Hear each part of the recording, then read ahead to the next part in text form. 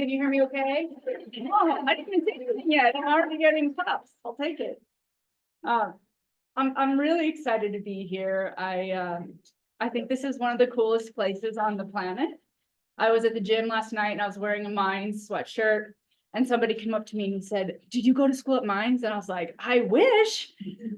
He of course had, and it's an instant connection. And I mean it when I say I hope you're all know how lucky you are, I think, to be here and studying here, because it is a pretty cool place. So I'm just going to start by telling you a little bit about how I ended up here, mostly because it wasn't necessarily a traditional path, and I think that's okay. We're working on the mic. I think you're going. Okay. That's why. Okay, I'll just talk, and then if you microphone me, we can microphone me. You know, it wasn't necessarily a traditional path, but it was one that I think was very much fueled by what I was interested in, and being really honest with myself about what I was good at, and recognizing that both of those things changed pretty drastically over time and throughout the course of my career, and it's been pretty fun. So I started as an undergrad studying dance and biology and environmental science. And again, super weird mashup, but it was something, all these things were what I was really interested in and passionate about, and not really willing to let go of any given one of them at that time. And so, like most things, when we're excited about learning, you just sort of make it work, right? So I did that, and then decided to take a bit of a break after undergrad. I worked in the outdoor industry for a couple of years, very accidentally. Was just finishing school, leaving town, going to buy something for some adventure I was going on, and left the shop that I went to go work for with a job. So I worked as a buyer for the women's clothing and did a lot of work with the climbing department, but basically we were just taking care of people going on outdoor adventures, big and small. And it was a great unexpected adventure that I had working in that industry during that time, but spending a lot of time outside really helped me think about what I wanted to do when I went back to school, which was really always kind of in the plan, as much as plans are plans. And so I was thinking back about something that really sparked my interest as an undergrad in one of those environmental science classes I took, this idea of how contaminants, whether, you know, we were responsible for getting them there, or whether they're chemicals that are naturally occurring, can really affect what lives in the environment. And that was something that really stuck with me. So I ended up pursuing a master's degree in environmental toxicology. Was in a lab that functioned a lot like a consultancy. My professor had a million different projects. We were all doing a little bit of a lot of things. And one of the things I ended up doing was working on a boat in the middle of Prince William Sound in Alaska on the Exxon Valdez oil spill 20 years after it happened. And so I hope everybody here is old enough to know what the Exxon Valdez oil spill is, but if not, Google it or Chat GPT it or Copilot it or whatever it is we do these days. But it was a really cool experience working under a natural resources damages assessment investigation, but happened to be working alongside a collaborator who was in the process of establishing an environmental toxicology lab within a consultancy in Oregon. I was in graduate school in Ohio at the time. And so I didn't realize it, but I was basically in the process of a 3-week practical job interview and was finishing up my master's when we were doing this work. And so had a job really waiting for me at the lab, which was really an empty warehouse. And so I moved across the country. My boss took me out to this warehouse in the middle of a field and said, "We're going to turn this into a state-of-the-science aquatic research facility." And we're like, okay. And so we did. It was a great adventure. Also, we really built the space out, established all the systems, all the documentation, everything that was needed to run these experiments through this ultimately commercial lab. And a lot of our clients were metals and mining companies. And that's really where I started specializing in metals research. We worked for mining companies. Freeport was a client of mine at that time. We worked for metals associations who were trying to figure out through various regulatory programs how to establish safe environmental concentrations for metals to be basically brought into different regulatory schemes. We were doing contaminated site investigation work. I worked for the EPA at that time too as a consultant. So really getting to see both sides of the spectrum. But one of my favorite clients was a metals industry association, the Copper Development Association, in partnership with the International Copper Association. And they were organizations that were funding a lot of this research. I really liked working for them because they were adjacent to the industry and really guiding a lot of where they were heading. But that adjacency really appealed to me at that point in my career. And I loved doing work with them. And so when my client decided to retire, I jumped at the opportunity to take his job and went to go work for CDA, where ran a variety of programs focused, of course, on environment, but also on copper's impact on human health and how copper really contributed to sustainable development. And to be honest, I remember during my interview, my boss saying, okay, Carrie, it's clear you have the environmental part down. You know, your whole resume is all about environmental science, but I think you can know enough to be dangerous around human health, but what can you offer from a sustainability perspective? And I was like, to be honest, not much, but I'm super interested in it. And so I'll work really hard and I'll figure it out. And so I did that. And by the time I left the organization, I was leading on all of our sustainability projects for what we were doing all around the world. But at that point in my career, I'd spent about 20 years really kind of being on the outside looking in, right? Advising, guiding, recommending my clients and members of the associations that I worked for what to do. And I started to feel the desire to be really closer to the action, right? Being the decision maker rather than informing the decision maker. And so again, an opening with my old boss presented itself at Freeport. Again, it was on a topic that I knew a little bit about, but enough to really convince the team there, who I'd worked with obviously throughout my career, that it would be worth giving it a go. And so I've been there for about 3 years. I'm going to tell you all about what it is that I do there.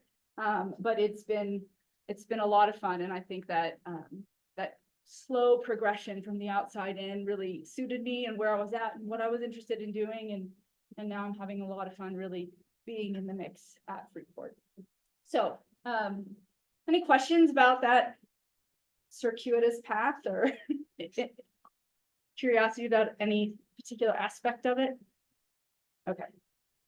So who has heard of Freeport? Most people. Good chance. Okay, that's good. I mean, we operate a couple pretty big facilities here in Colorado. The Climax and Henderson mines are right up the hill. Those are really unique in that they're primary molybdenum mines, and that ore body is different, and that lots of times molybdenum is a co-product of copper. And that is certainly the case at many of our mines, all the rest of our mines really that we operate in the Southwest part of the United States, and then a couple of mines in South America. We also have, a pretty big copper and gold mine in Indonesia.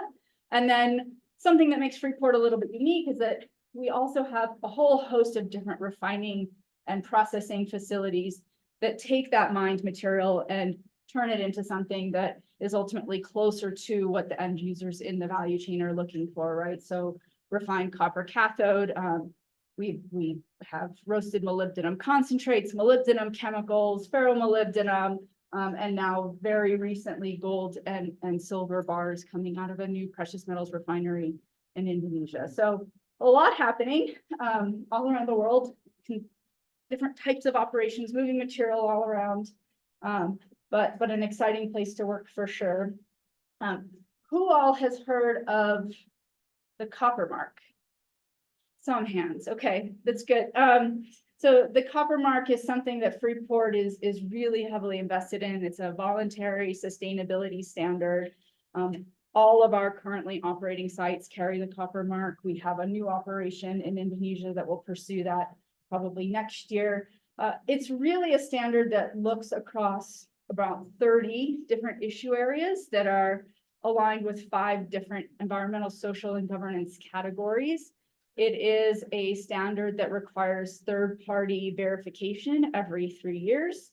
And it's something that again, we've spent a lot of energy in really pursuing and also in informing as the standard itself is evolving. I think I like to talk about the copper mark, because it's really just a way for us to demonstrate a lot of what we've always been doing, which is really around responsible production. And our sustainability strategy is really built around, a lot of the things that you would normally associate, right?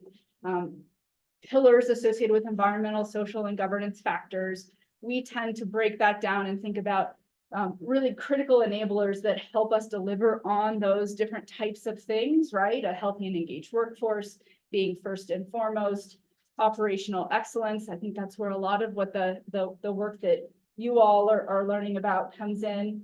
Collaborative partnerships, I'd say that's really important both within, and I'll talk about that in terms of my job, and outside of the company. And then responsible value chains, and that's where my work really sits. So we'll talk about that in detail. All of this is supported by our core values, and I'll say these are things that are not just sort of the last page of the employee handbook. They're very front and center within Freeport, and so they tend to come up again and again as we talk about the work that we're doing. Let's see, I keep forgetting which button I'm supposed to press. Okay, so diving into responsible value chains. This is one of those critical enablers, and we really break it down into 3 categories. The first is the work we do to responsibly source everything we need to run an operation. My work in particular is focused on anything we need to do to buy or toll, sort of taking possession of other people's minerals and metals. Product stewardship is another big area. This is really us being stewards of our product to our customer and downstream users, right? Working with associations and regulatory agencies and sort of within the company to compile the information that users of copper need to really understand, both its value and its contribution to sustainable development. And then I think the third one is really sort of part of the second one, but because it's so important right now, and there's so much of an emphasis on carbon, really understanding our product footprint, product carbon footprint is a really critical piece of work that we do in this responsible value chains piece. Freeport has done a ton of work to understand our emissions at a corporate level and at a site level, but we don't have a single site that only produces one product, right? So understanding emissions at a site level doesn't get us all the way there to being able to help our customers understand the carbon associated with the material that shows up at their door. So that's a lot of the work we're doing now to really allocate what we know is happening at sites to the products that are leaving those sites. That is really what the market and customers are looking for. So I won't talk about that too much today, but just know that that's another really big focus of our work when we think about our value chain and what they care about and what we care about, and the information we need just to keep that flow of information going. I'm gonna stop there for a minute. Any questions about Freeport, Copper Mark, our sustainability strategy, this sort of value chain piece? We'll talk about in a little bit more detail all of these things, but questions? No? Okay. I went that way already. Okay, so before we kind of get into the detail, I've talked about this a little bit, but it's really important, and I think it very much drives what I do, and that is really a reflection of how our company operates as a vertically integrated organization. So we're obviously mining, we're doing that in lots of places, but that mined material then goes on to produce refined material. We happen to be specialists in solvent extraction and electrowinning at our copper sites, and so we produce refined copper cathodes at the mine sites versus sending a lot of material to smelters and refineries. We do that too, but it's a much lower percentage of our portfolio. We do sell concentrates into the market for others who are doing that kind of refining out in the world, which is certainly the majority. But then we take that refined copper that we're producing and we convert it into wire rod.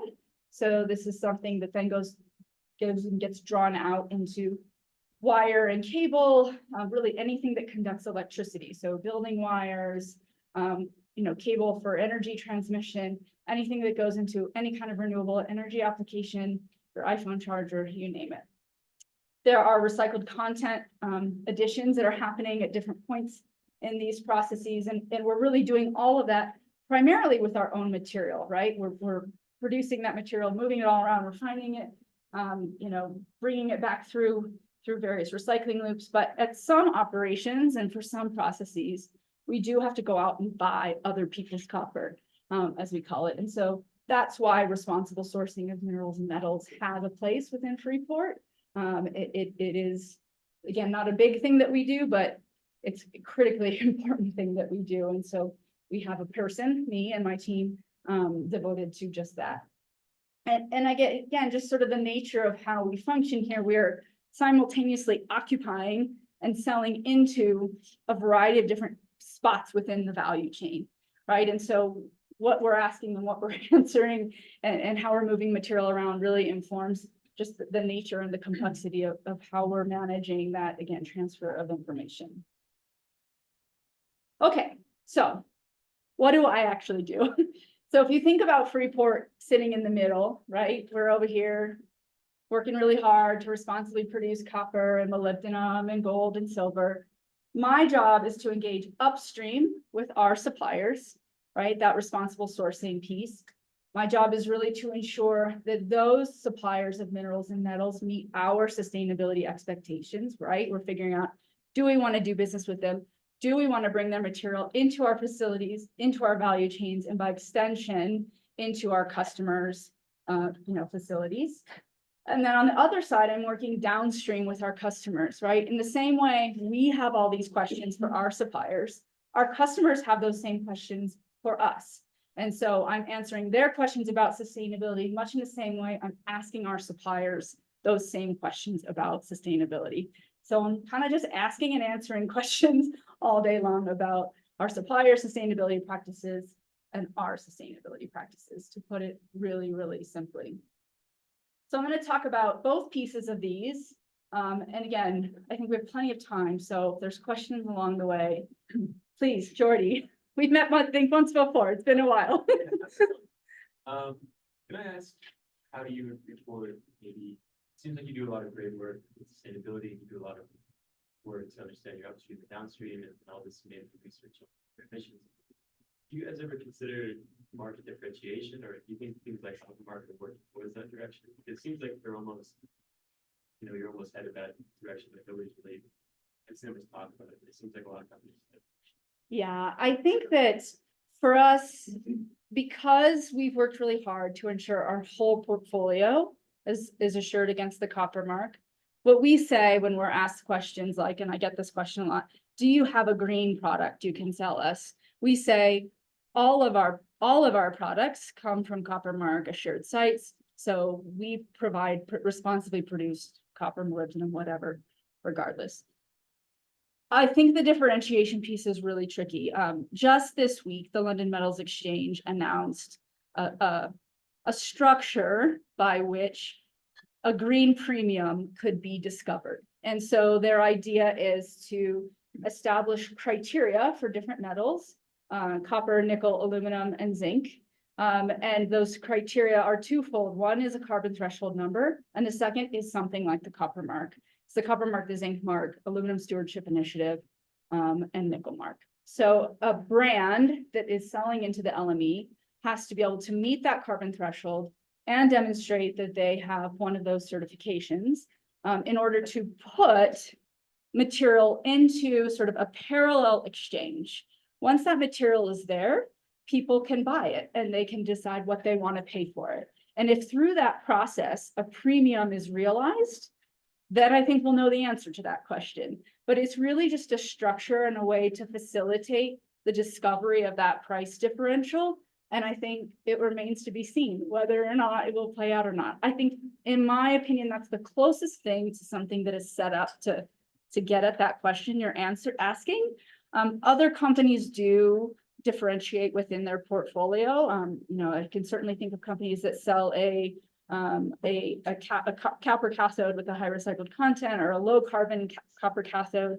How that works out with their customers, I don't really know. But that's not something we do, I think, because number one, we don't sell in sort of a differentiated way, in part because we have so many sites producing the same products. Like we would say, we're going to deliver to you a certain grade of a material, and it could come from any of our copper mark assured sites. So that's kind of how we handle it, but everybody's different out there, and we'll see. I think we're all very curious how the LME piece will play out.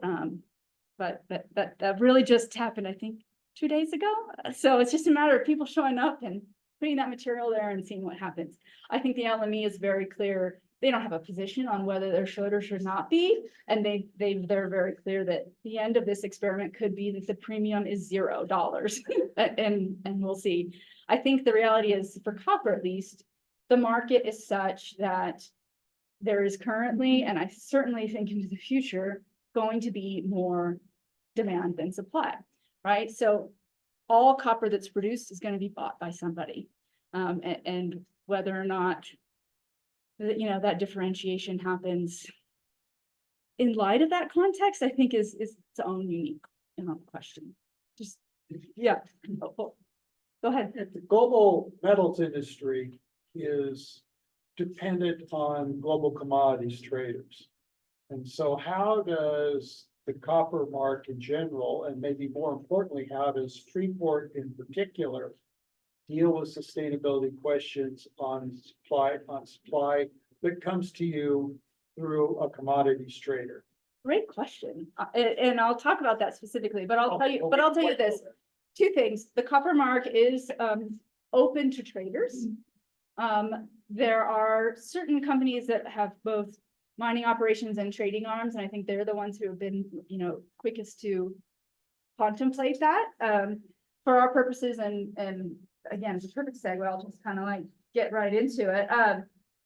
For our purposes, we evaluate traders as our suppliers from a company perspective, but we also then evaluate the specific sources that we're buying from them separately. So, we don't just say if we're working with a trader and we screen them, they're good. We have to know exactly from which mines they're supplying us, and we do due diligence on those mines as well. So it ends up being sort of an extra layer. Does that answer your question, or start to? Yes. Okay. Anything else? Yes. Sort of you recycle. So there's currently certainly material that we circulate internally, especially because, again, we're vertically operated or oriented. We have, sort of off-brand material, off-spec material that might come back into our cycle. We have a smelter in Europe that and in the United States, we operate those two smelters currently. They are purchasing external scrap from the market to do a number of different things, but to ultimately, reduce our reliance on mined material. That's tricky because we produce mined material, right? And so there has to be a business case for that. Certainly, at our operation here in the United States, at our smelter in Europe, that is a custom smelter. They are an affiliate of Freeport, but we only supply to them about 30% of the material they need.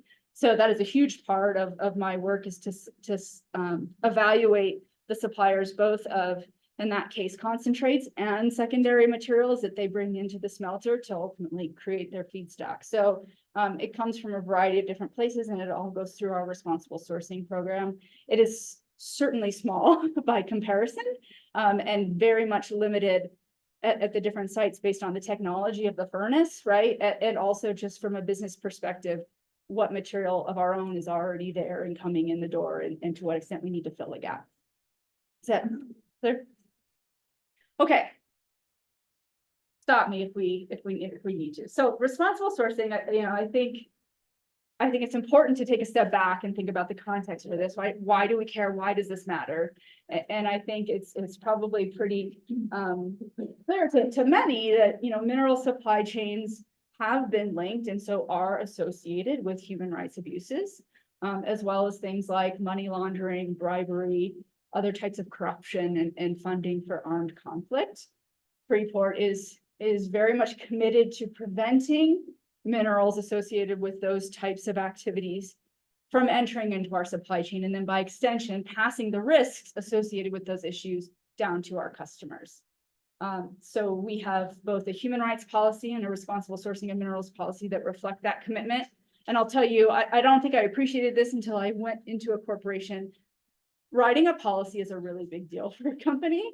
That means there's board level accountability. We don't put it in a policy if we don't really mean it. And so that is something that, again, I don't think you really realize until you're in the corporate world, at least in my experience.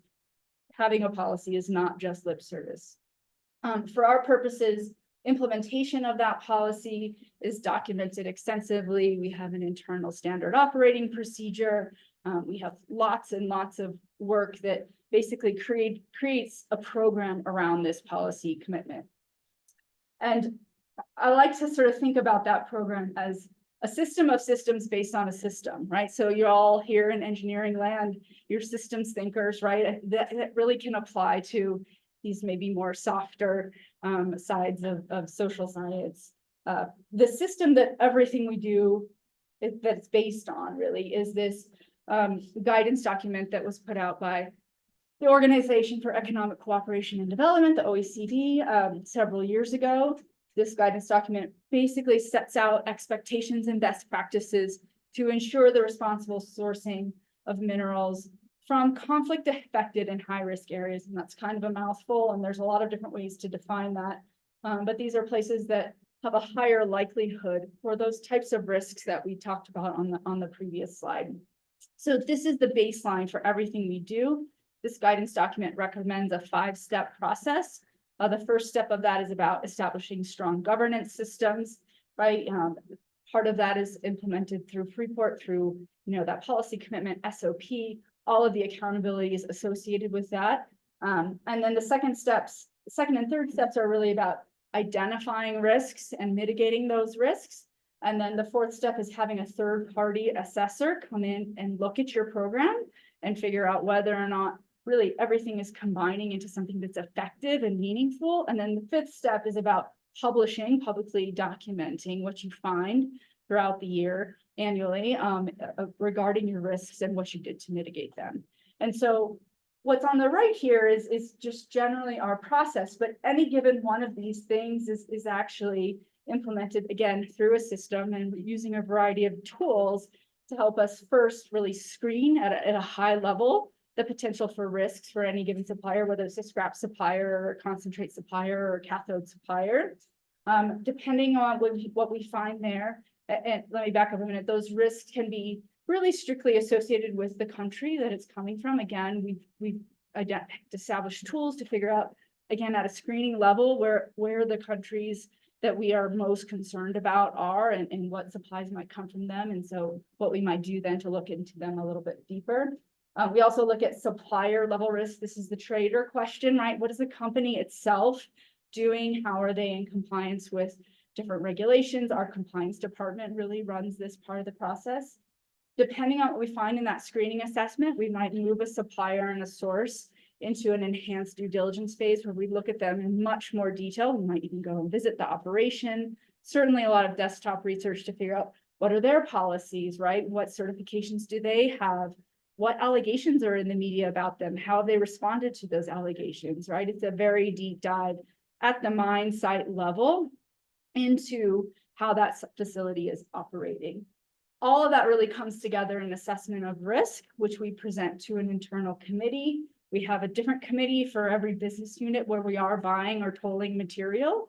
Those committees are comprised of people at the site, people on the sustainability team, on the legal team, on the commercial team, very multi-dimensional, because our job as committees then is to really make decisions about who we're going to do business with, right?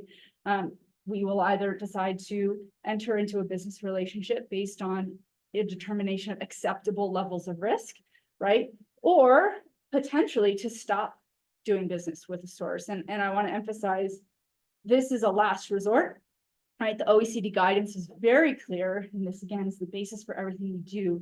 That de-risking or walking away from suppliers with identified risks is not how we make change happen, right? We identify those risks, we work together to try to put improvement plans into place, look for progress over time, so that we're not just necessarily walking away. Again, in a market like copper, right, where everything that's produced is going to be bought, you know, somebody's going to buy risky material, right? It's a matter of, would we rather engage with the value chain in those circumstances to try to make things better, or not, you know? And so I think we take these decisions very, very seriously, and a lot of people are involved when it comes right down to it.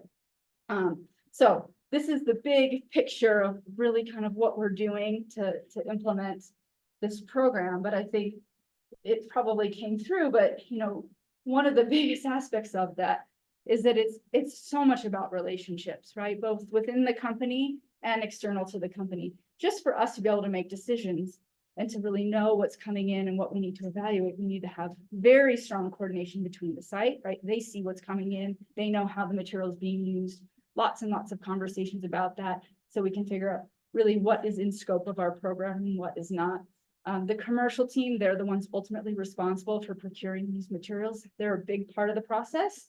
Supply chain and compliance, they help us with part of the screening level assessments that we do. And then our sustainability leaders, again, all the way up to the board, because we have this all constrained within a policy, they really oversee the implementation of the program and ensure it's effective. Externally, of course, we're working with our suppliers. So they know about the product, they can help us understand, you know, the material attributes, where it's coming from, also where it's transiting through, right? That's another basis for how we flag materials that we need to take a closer look at. Stakeholders, right? So groups that are associated with the sites that may ultimately be experiencing some of the risks or affected by the risks that we identify. They are part of our process too, when those risks are in fact identified. Sustainability standards like the copper mark, these are really, really critical to what we do. They can, to a certain extent, streamline our due diligence, but they maintain all the information we need about, you know, which sites have been assured, the details around the audits, to the extent that information is made available. This ends up being an incredibly useful data point for us when we're doing this research. And then regulators, right? They're the ones, or sort of even quasi-regulators, establishing the requirements, or even the expectations or emerging expectations that all of this work is based on. To the extent those requirements or expectations are evolving, we are engaged with them to make sure it's moving in a direction that makes sense. So, you know, I think from a business value perspective, and again, you know, at the end of the day, Freeport is a business, this stuff matters. Again, you all here in mining engineering, you know, the sites don't operate without what you're doing, right? You are the center of the universe, but all these things are happening outside of that center of the universe that ultimately are about business value. Again, this is not rocket science here, right? High performing suppliers are going to be much less likely to have production upsets, right? That really just translates into resilience in our supply chain, and that translates into business continuity, right? We can keep doing what we're doing without, you know, aberrations that really impact us in a negative way. So not crazy stuff here, but I think sometimes it's really, you lose sight of this when we're in the middle of a negotiation. And here I am, like the sustainability nerd, having to tell the commercial person, like, I need you to go and ask these really hard questions. You know, I think that stuff can feel transactionally really burdened, but at the end of the day, this is what it's about. And so I think we try to come back to that as much as we can, just to remind ourselves what we're all doing here. And then of course, that initial context around risks and really what we're trying to do to mitigate those risks and ultimately collectively decrease them over time. Okay, so I have a whole second part of my job I'm going to talk about, but anything on this stuff that would be helpful to dive into in a little bit more detail. Yes.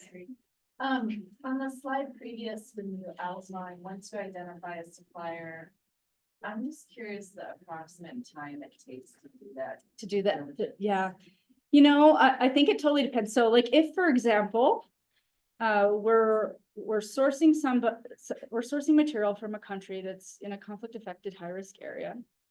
We take a closer look at the supplier of that material and we find that that site, regardless of where it's situated, has the copper mark.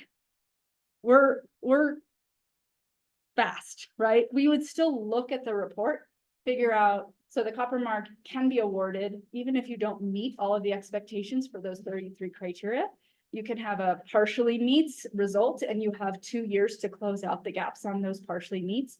So we would look at exactly which partially meets were associated with that site and where they're at in the process to figure out, you know, how that ultimately contributes to risks. So that would be kind of a quicker version. I mean, that's something we do in a matter of in a day, and then we get the committee together and we go through it. We have had other sites where we have to go travel and be on site. We bring a third-party auditor with us, much longer experience. Those are the two extremes, I'd say. More commonly, I think it's probably a matter of a couple of weeks, really, by the time we identify a supplier that needs that extra due diligence and we get all the way to the end of the committee having taken the decision. The hardest part is getting the meeting scheduled, right? But you know, it can really range, and it's very much a follow your nose kind of exercise, especially when we're dealing with, you know, for example, allegations in the media being the basis for an identified risk. There's a great resource, the Business for Human Rights and Resource Center, where allegations are identified and the companies within that framework are allowed to provide a response. So everything's all in one place. That's just an example of something that we look at a lot. Very, very useful.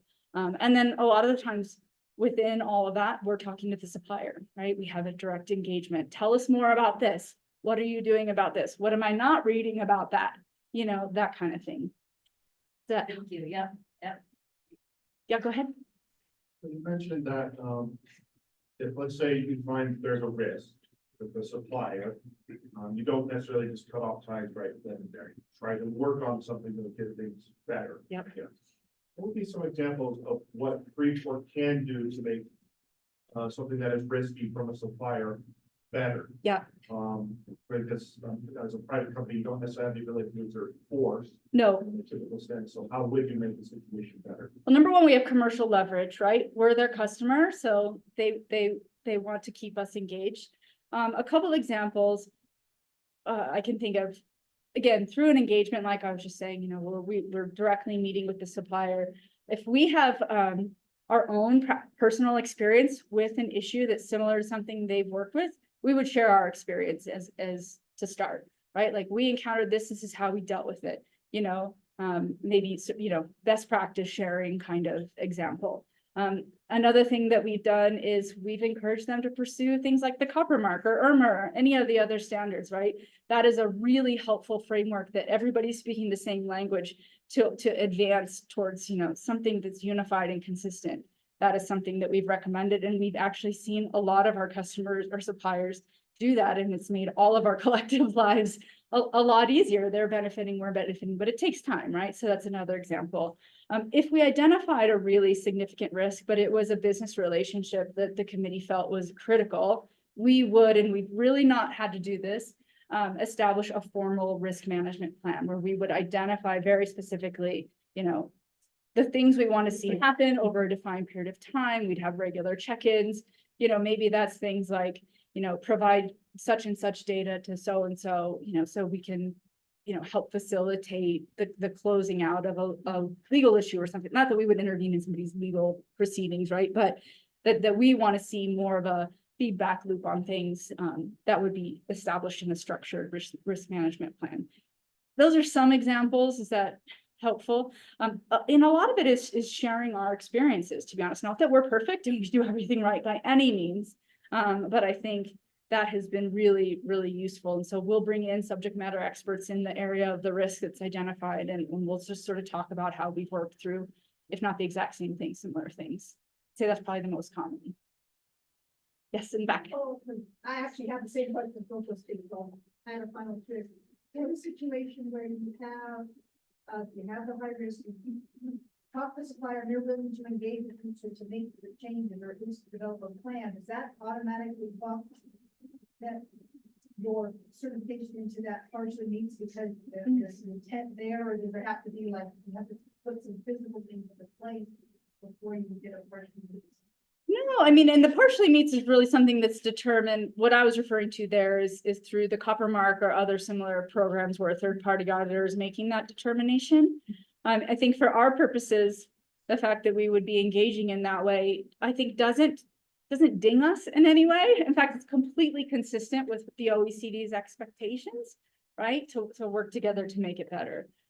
We do have to be transparent about it. Certainly, you know, in our reporting on this, when we have a red flag or an issue that requires mitigation, we talk about it and what we're doing about it. That is also part of the expectations, is to really document and publish and make whoever's interested in aware of what we're doing. But it doesn't, we don't get demerits, let's put it that way. Because if we did, it would be negatively reinforcing the exact opposite of what we're trying to achieve, right?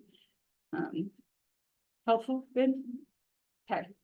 How are you? I've got a question which I want to ask to see if we can personalize it for the students. Sure. At Freeport specifically, do the mining engineers, mineral processing engineers, smelter engineers have a role to play in this process? Or do you have to be an environmentalist, a lawyer, and a CEO to be involved with the process? No, they're very much involved. I have several emails in my inbox from today of somebody who said, hey, I noticed we're buying this weird metal product. Is it in scope of the program? Meaning, do we need to do diligence on this supplier? My first question is, where is it being used? Like, where in the process, what type of facility, and how? And so I today had a process engineer say, we buy this thing, we put it into the smelter, it helps with the impurities, it ultimately ends up in the slags, and we are selling the slags commercially. You know, and so they give me lots of details about exactly how that material is being used for us to determine whether that's something we actually need to take another look at or not. So again, never thought I would really be, you know, interacting with those types of things, but it happens all the time. It happened just today. Is that helpful? Yeah, Gotta ask yeah, students. fair. In that, you know, you might have to answer some weird questions from, again, like the sustainability nerds, but absolutely it's critical. And I was really honestly grateful for the answer that I got, because it was detailed enough that I could understand it, but not to the point where you know, the oxidation of this and that, and you know, I have a toxicology degree, so I could probably figure it out, but you know, it's helpful. And for all of you, I mean, again, it's helpful to be able to communicate those things at various levels, right? I'm sure you're learning all about the need for that. Okay, we'll move on, and we can always come back, right? So doing everything I'm doing for suppliers, but for our customers is really the other half of my job and what my team and I work on. And I really like this quote that the customers are the architect of how you spend your day, right? Which, how could that be more true, right? We are a business, we're selling stuff. What our customers care about is very much critical to what we're doing. When I took this job, you know, I think it was very much intended to be mostly focusing on what I just talked about. And then there was like you'll answer some customer questionnaires every once in a while. But in the 3 years I've been at Freeport, we've seen a doubling year over year, every single year, in the amount of sustainability related questions we get from our customers. And so all of a sudden, something like maybe you're going to do here and there is well more than half of the time and every day, and to the point where we've had to restructure internally to bring people into the team to be able to manage this, which is a great thing, right? We want our customers to care about these things. And in fact, there's certainly expectations now from a full value chain perspective that we're evaluating our customers just as much as we're evaluating our suppliers. And so this idea of supply chain sustainability works in every dimension, in every direction, everything everywhere all at once, right? So really significant area of focus within the company. And so what I think we've really been doing is trying to figure out a couple things, really. You know, how do we understand and be able to predict and anticipate to the extent we can the questions that are coming in so that we can be prepared?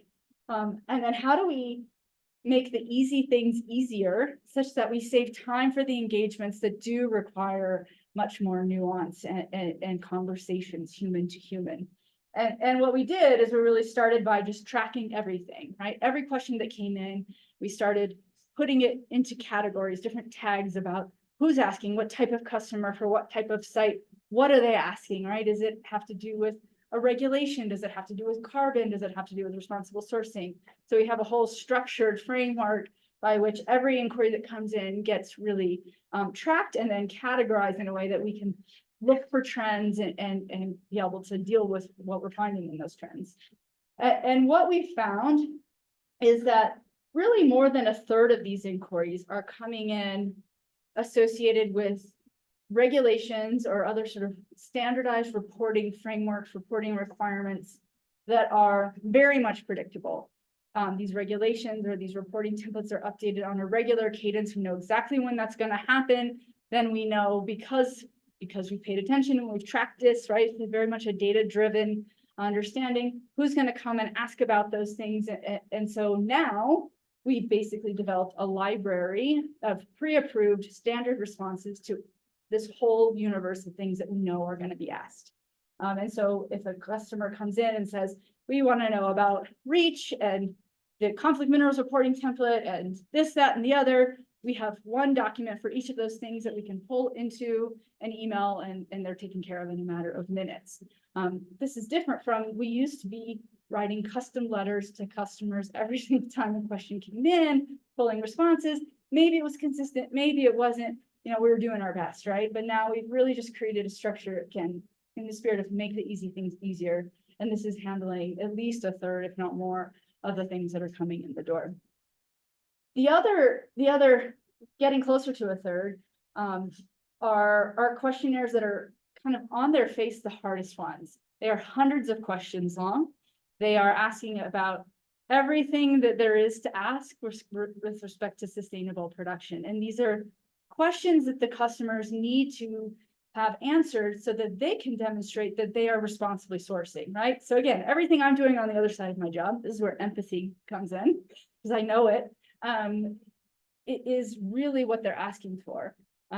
These are also associated with questionnaires that are kind of called know your counterparty or know your customer or supplier, that are really enabling the downstream company to have a really good sense of how the upstream company is producing.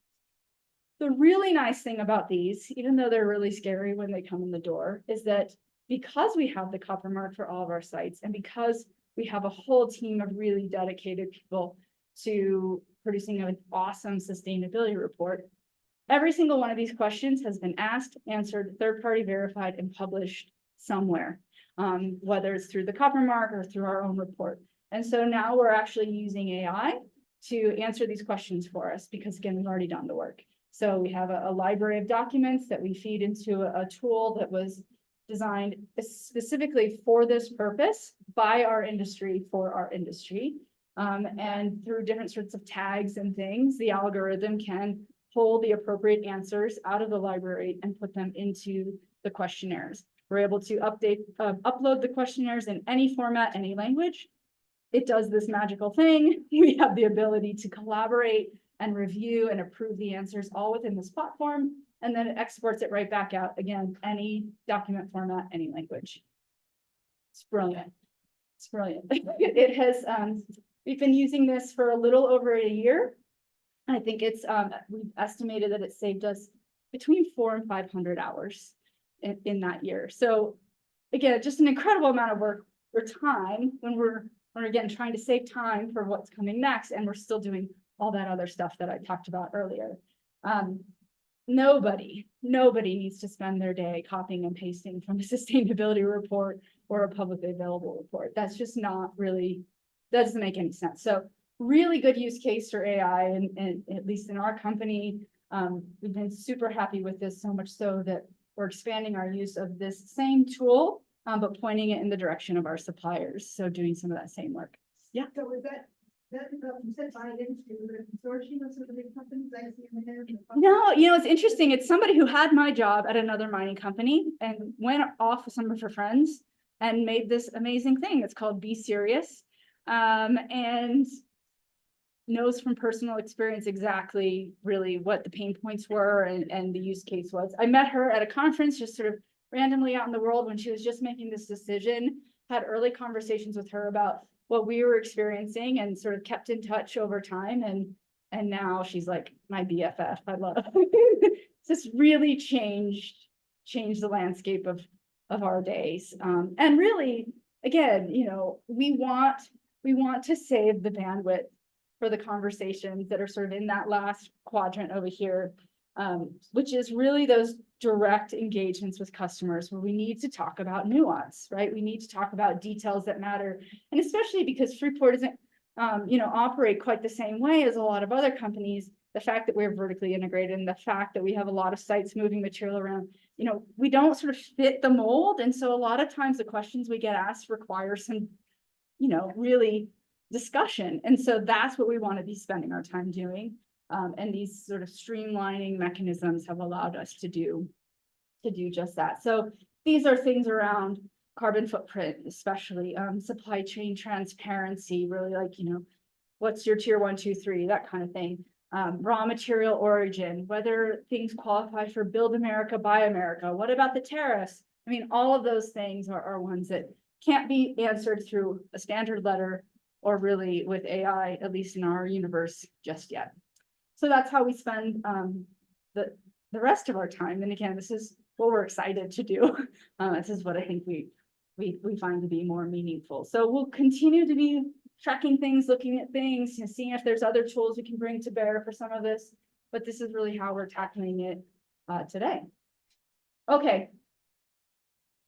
Again, the business about, wrong direction. I guess this is just sort of one more point to say, again, I'm not just sitting there doing this all on my own. Even though we are using AI and we do have some streamlining factors, there's still a ton of engagement, of course, with the commercial team. The commercial team owns these relationships with customers. The vast majority of the inquiries come through them. So we're really, really working closely with them. I'll say like the secret sauce of this is that because we're helping the commercial team on this end, it makes it harder when we have to have the more challenging conversations on the supply side. It's the same individuals, same companies. I think structurally, a lot of times I think when people ask, what's your organizational diagram look like and how does that impact your job? I would say it doesn't really matter, just do the work, right? In this case, I think our proximity to the commercial team in both directions really helps us.